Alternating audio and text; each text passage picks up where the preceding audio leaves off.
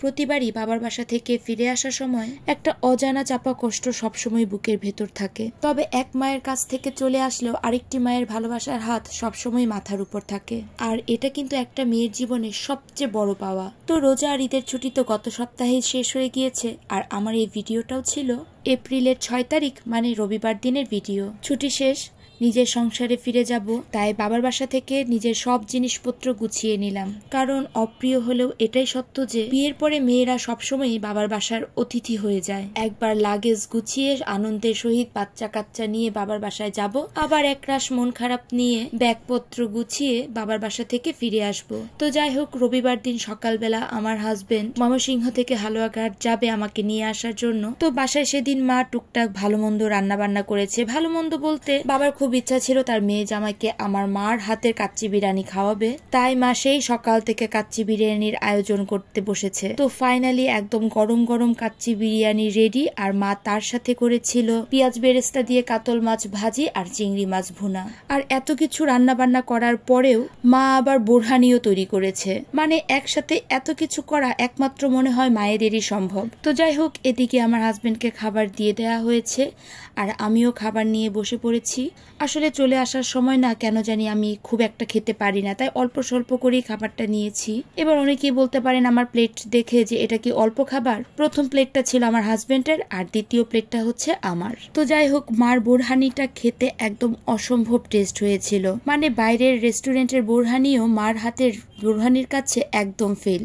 তো যাই হোক, খাওয়া দাওয়া শেষ করে এই তো রেডি হয়ে গিয়েছি। আর এই যে শ্রেষ্ঠা বুড়ি আমার পেছন থেকে আসছে। শ্রেষ্ঠা তো ভীষণ খুশি, সে ভাবছে সে কোথাও ঘুরতে যাচ্ছে, সে তার দিদি ভাইয়ের কাছে ঘুরতে যাচ্ছে, সে সেটাই ভাবছে। তবে ময়মনসিংহে যাওয়ার পর সে আবার হালুয়াঘাটে যাওয়ার জন্য অস্থির হয়ে গিয়েছিল। এই তো আমাদের ব্যাগপত্র সব নিচে নামানো হয়ে গিয়েছে, আমরা গাড়িতে উঠে পড়েছি, চলে যাচ্ছি শ্বশুর বাড়িতে। আবার কোনো না কোনো ছোটখাটো ছুটি পেলেই চলে যাব আমার বাবার বাড়িতে। তবে আমার ছোট বোন যেহেতু মালয়েশিয়া থেকে এই বুধবার দিন আসছে, তাই সৃজার পরীক্ষা শেষ হলে সম্ভবত মে মাসে যেতে পারি। এই যে গাড়িটা ছুটে যাচ্ছে, মানে এক রাশ কষ্ট মনের ভেতরে জমা হয়ে যায় ঠিক তখনই। বিয়ের প্রায় 12-13 বছর হয়ে গেল, ঠিক এই কষ্টটা আমার এখনো হয় বাসা থেকে ফিরে আসার সময়।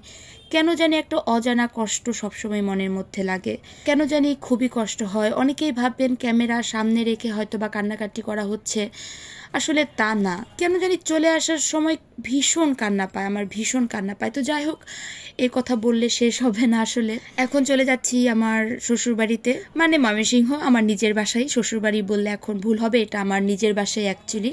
আমরা যেহেতু বিকাল বিকাল রওনা দিয়েছিলাম, তাই আমাদের পৌঁছাতে পৌঁছাতে রাত্র 7:30টার মতো বেজে গিয়েছে। আর ব্রিজে টুকটাক জ্যাম ছিল, আর ঠিক আমরা এখন পৌঁছিয়ে গিয়েছি ময়মনসিংহ। এটা হচ্ছে ছোট বাজারের রাস্তা, আর এটা হলো স্বদেশী বাজারের রাস্তা। আর এবার আমাকে বলে ফেলুন তো, আমার ভিডিওটা কারা কোন জায়গা থেকে দেখেছেন, ময়মনসিংহ থেকে আর হালুয়াঘাট থেকে কারা দেখেছেন, তারা কিন্তু অবশ্যই আমাকে কমেন্ট বক্সে জানাবেন। এই তো কথা বলতে বলতে কিন্তু বাসায় পৌঁছিয়ে গিয়েছি। ঘরে ঢুকেই দেখি বিছানাটা একদম পরিপাটি করে রাখা।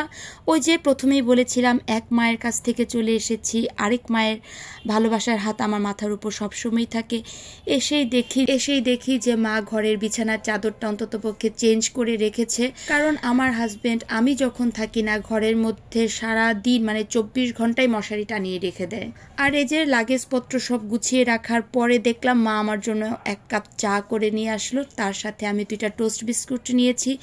এত ক্লান্ততার পরেও যে 1 কাপ চা পাওয়া যায় মায়ের কাছ থেকে, মানে শাশুড়ি মায়ের কাছ থেকে, সেটা কিন্তু অনেক বড় একটা পাওয়া। তো যাই হোক, কথা বলতে বলতে অনেকগুলো কথাই বলে ফেলেছি। আমার কোনো কথা যদি কারোর খারাপ লেগে থাকে তাহলে অবশ্যই ক্ষমা সুন্দর দৃষ্টিতে দেখবেন। আর আমার আজকে ভিডিওটা এই পর্যন্তই। চা খেতে খেতে আমি আপনাদের কাছ থেকে আজকে বিদায় নিচ্ছি। দেখা হবে আমার পরের একটি ভিডিওতে। So tata.